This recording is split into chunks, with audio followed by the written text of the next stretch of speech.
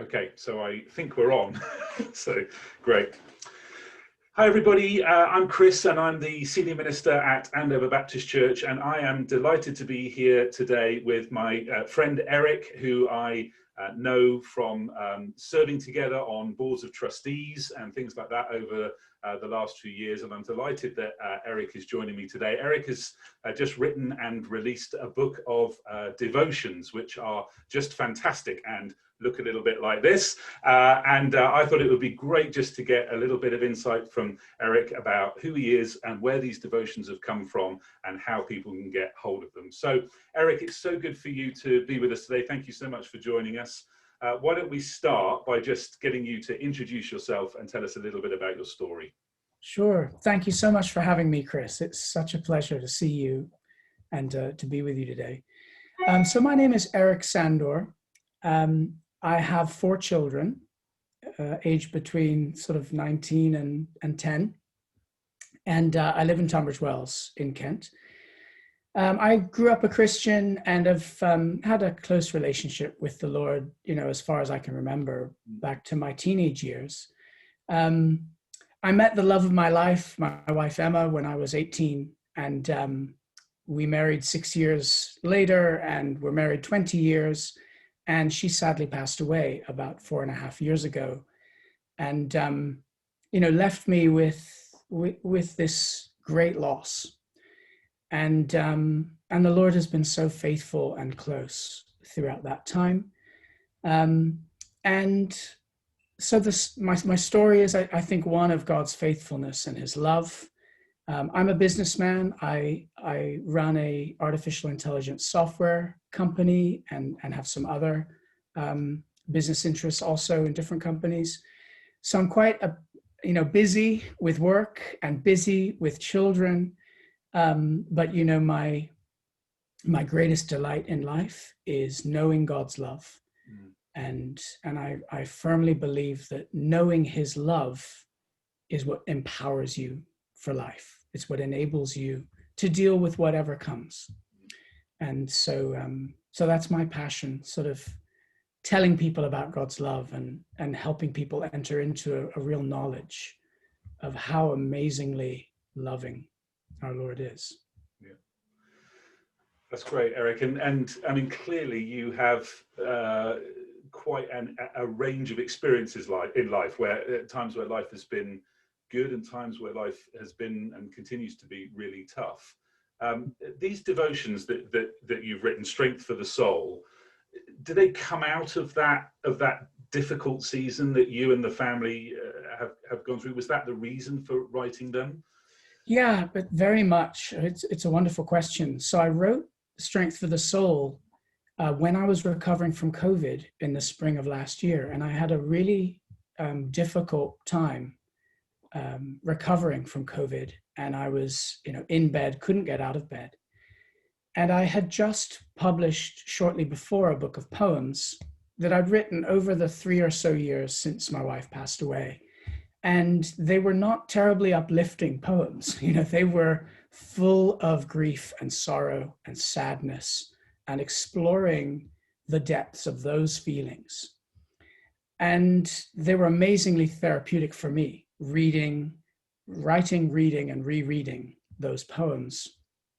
And I remember it was the day after George Floyd was killed in the spring of last year. And I felt such a burden in me for the injustice in the world, for the marginalized. I just had all this emotion that I was pouring out to God. And I'd remembered how writing had been so helpful to me through these poems. So I started writing. And the first thing I wrote was actually day 3 in the book, which is on prayer. And it was really the outpouring of my heart. And I was crying to the Lord. And I had this sense that every tear that we cry, that these feelings that we have, these burdens for others, is not at all futile. That actually the Lord is looking for people who will carry that burden, who will cry with the marginalized and the oppressed and stand up for their cause in prayer. And that God's collecting all of these tears. And I had this image of a reservoir, the prayers of the saints being gathered together. And so I wrote that first devotion on prayer with that image of a reservoir that, one day the dam will burst and our prayers will be answered and the world will conform to our longings. And after I'd written that one, I thought, wow, this could maybe be something. Maybe I should write a devotional book. And with that moment of inspiration coming out of that kind of intense time of prayer and writing that first one, I then very quickly wrote a number of them.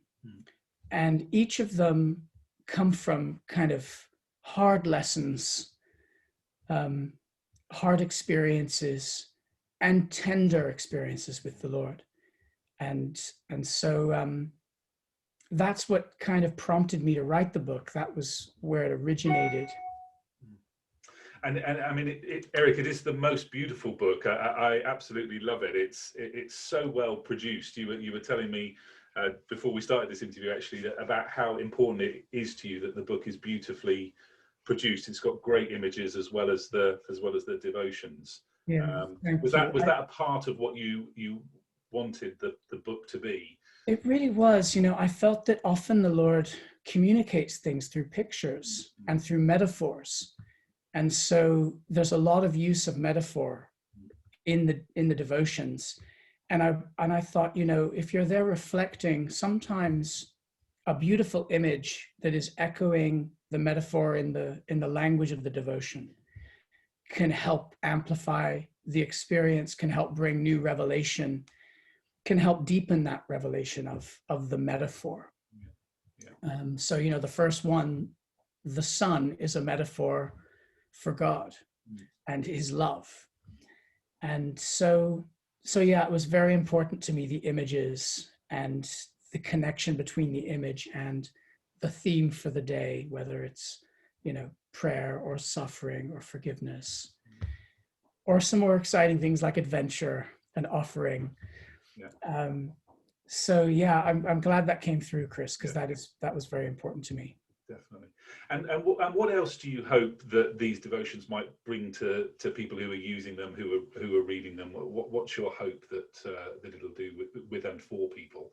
Yeah, it was really in the title that I felt, people have been isolated through lockdowns. Many people have suffered loss of various kinds. And my heart was that, despite our circumstances, we can have abundant life within. And, I believe when Jesus said in John 10:10, I came to bring life and life to the full, he was talking about that abundant life that is found within, not outside ourselves in possessions or in circumstances, which we all like. But the abundant life is found in Jesus and in intimacy with him. And so my deep desire for the book is that it would give people a way of getting quiet with Jesus, spending time with him, and entering into a new intimacy with him, getting to know him better, and that brings us strength to stand through the difficult circumstances. A diamond is made out of pressure. It's an example of another metaphor, right? And we too are formed. Spiritual formation comes through challenge and pressure and difficulty.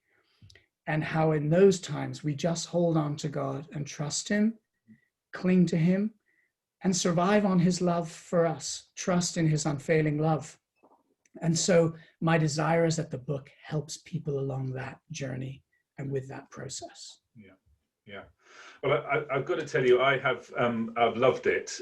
One of the things that we have been doing since the very beginning of this COVID season at our church is we've been trying to encourage people to begin and end their days with God, that God is the first thing that they turn to, and the last thing that we turn to before heading off to sleep. And I've been using these last thing at night as my sort of last thing I do before I go to sleep, and I've just been loving them. And I think what I love about them is because I know a little bit of your story, Eric, I know where they come from, and I know that these are not platitudes. Do you know what I mean? These are coming out of a place of genuine struggle in life, difficult situations and circumstances. And it's always inspiring when you see somebody of faith who clings on in the darker times and is able to express some of that through a devotion like this. So I've just found them really helpful, and knowing the place that they come from makes it more special for me. So I want to thank you for doing them.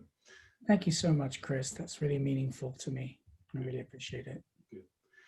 Well, just the last thing I wanted to ask you is the proceeds from this book, from the sales of this book, are going to an organisation called David's Tent. Now, I got to be honest, I hadn't heard of them until we connected and talked about this book. Why don't you just say a little bit about that organisation, and then why it's particularly special to you, and you've chosen the proceeds to go to that organisation. Yeah, thank you so much, Chris. So David's Tent is a Christian charity that's been running for about 9 years or so. And its predominant activity is to gather for 72 hours in the summer. It's normally the bank holiday in August, the end of August, over, from Friday in the middle of the day to the Monday in the middle of the day. And a lot of people go and they camp in a field, and there's a big tent, and we get 5,000 to 6,000 people, wow, all who come just to worship Jesus. And it is very, very pure and authentic. And some of the most beautiful times of worship, sung worship and corporate worship that I've been involved with have been at David's Tent. And I think the people who come love it because of its purity. Yeah. And the fact that people are coming, not to hear talks and do other things. They're just coming to bless the Lord with worship. And so it's a very special gathering at the end of the summer. We've also started in the US recently in California to have an annual retreat event there. And both my brother and I are on the board of David's Tent. So it's something we love and that we want to see thrive. And of course, with all the lockdowns, the event last year was canceled. And normally the revenues of that one event carries the organization for the whole year. So like many charitable organizations, this lockdown has had a large impact on the charity. And so this is an opportunity to, make sure that the book is really my times of worship, and then the money will go towards multiplying more worship through David's Tent. Yeah. So that's the idea. Yeah, well, that's a fantastic thing. So, Eric, how can people get hold of it? If people wanted to get hold of the Strength for the Soul devotions, how can they do that? Well, if you go online, the publisher website, and buy directly from the publisher, then the most money possible will go to David's Tent. And that website is pinpoint-media.co. A little unusual, pinpoint-media.co. If you're struggling to find that, you will find the book on Amazon. If you search for my name, Eric Sandor, on Amazon, yeah. And then Amazon will get their slice, but that's fine. You can do that too. Brilliant.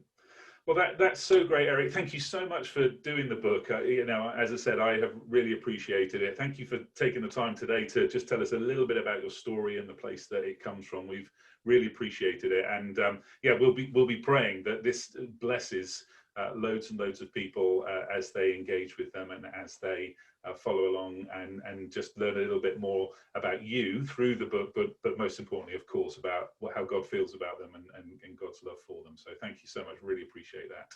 It's amazing. Thank you, Chris. Such a pleasure to be with you.